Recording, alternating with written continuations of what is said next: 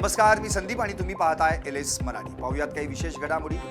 शरद पवार दिल्लीच्या जंतर मंतरवर दाखल, अभिजित दीपकींची घेतली भेट, पवारांच्या आंदोलकांसोबत चर्चा। राहुल गांधींसह काँग्रेस नेत्यांचे पंतप्रधान मोदींच्या निवासस्थानासमोर आंदोलन, शिक्षण मंत्री धर्मेंद्र प्रधान यांच्या राजीनाम्याची मागणी। चाकूरच्या वडवळ नागनाथमध्ये पावसानं मारली दडी, टोमॅटो, शिमला मिरची यासह इतर भाजीपाला पिकं करपून जाण्याच्या मार्गावर। पुण्याच्या कात्रज भागात धारदार शस्त्रानं 17 वर्षीय तरुणाची हत्या, जुन्या वादातून घडला प्रकार, 4 आरोपींना अटक केल्याची भारतीय विद्यापीठ पोलिसांची माहिती। शांततापूर्ण निदर्शनं करणं हा लोकांचा अधिकार, सत्ता सदैव टिकत नाही, राहुल गांधींचा मोदी सरकारवर हल्लाबोल। धुळ्यात नाशिक पोलिसांची मोठी कारवाई, 12,33,000 अंमली पदार्थांसह दोघे ताब्यात, राजस्थानमधील 2 तस्कर गजाआड।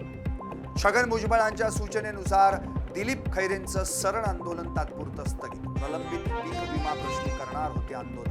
आषाढी वारीसाठी अमरावतीहून विशेष रेल्वे रवाना, राणा दाम्पत्यानं दाखवला रेल्वेला हिरवा झेंडा, हजारो वारकरी पंढरपूरकडे रवाना। युरिया खतावरून राजकारण नको, आमदार अमोल खताळांचा विरोधकांवर निशाणा, युरियाचा पुरेसा साठा उपलब्ध होणार, खताळांची ग्वाही। बुलढाण्याच्या खामगावात 10 दिवसांच्या विश्रांतीनंतर पावसाचं आगमन, शेतकऱ्यांमधून समाधान व्यक्त। आणखी काही विशेष घडामोडींचं पाहत रहा LS मराठी।